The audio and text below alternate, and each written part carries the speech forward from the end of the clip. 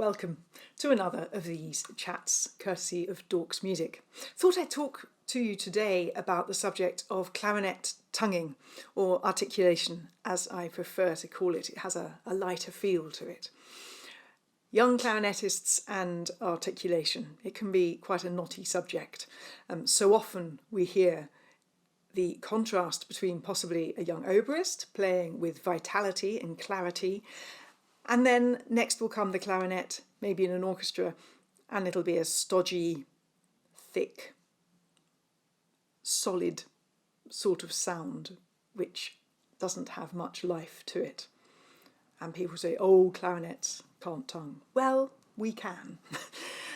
But we have to think about it the right way. And there are three things which we need to have in place to give ourselves the chance of being able to articulate with equal clarity.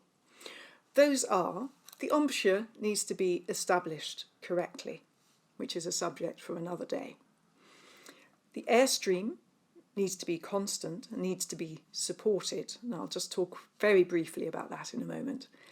And the reed itself needs to have enough elasticity within it. It mustn't be too soft or you'll get no bounce. It mustn't be too hard or it's going to be very difficult to stop and start the vibration that we need to allow the sound to speak.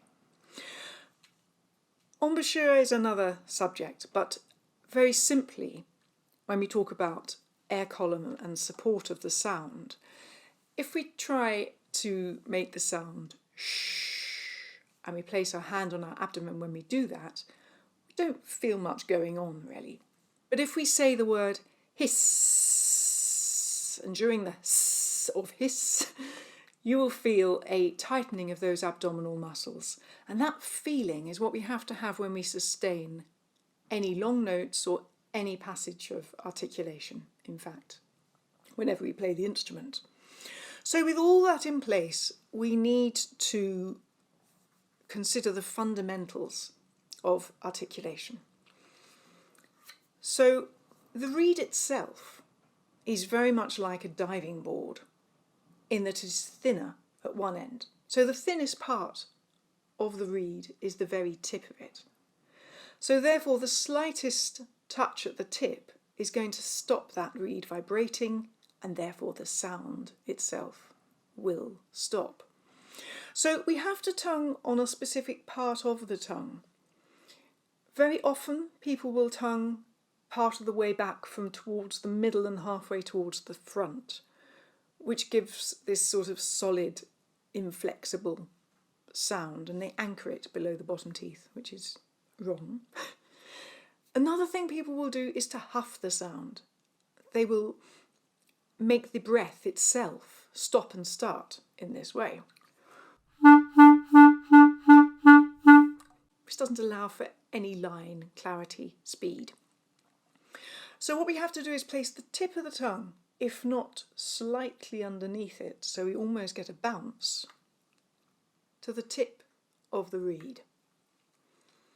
You will need to do that initially using a mirror. That will really help you.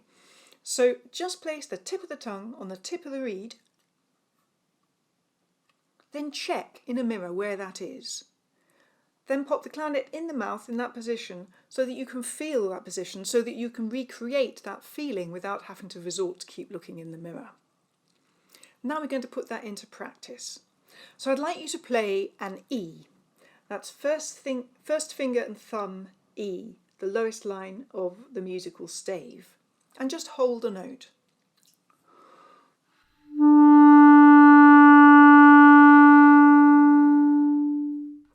Just keeping this relaxed, chin flat, airstream supported.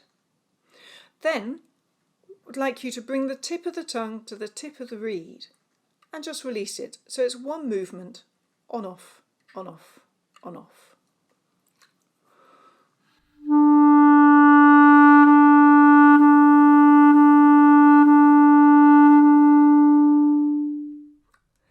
Having done that, we're now going to shorten the note, but we're going to begin with a longer note just to feel the embouchure in the right place to begin with.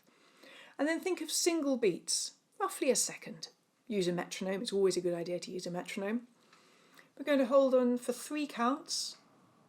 No sound for a count, sound for a count, no sound for a count, etc. And the way we achieve that, imagining this is the tongue, is release 1, 2, 3, on, off, on, off, on, off.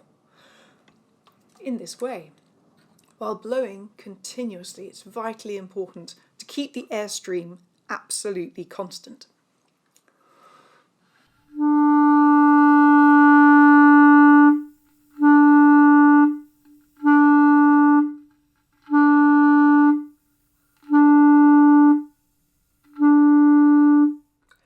In that way, there should be a very clear beginning to the note and a very clear end. And it's a beginning and end of a note that you are absolutely in control of, because you have the air column there, which will immediately set the reed vibrating, and the tongue has only touched the tip. Now, having all that in place, then you need to consider how much the tongue is moving. Of course, the shorter distance away that the tongue moves, the quicker it can return.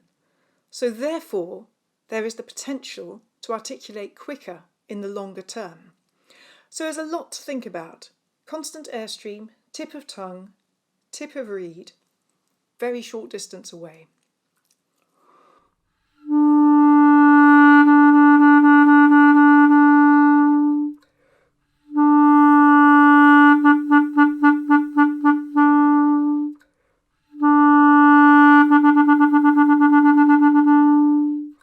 Etc.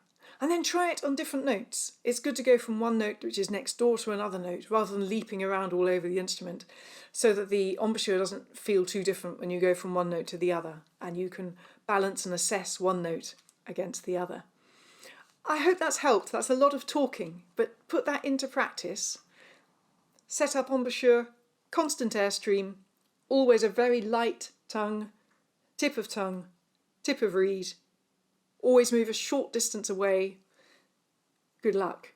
Enjoy. Bye-bye.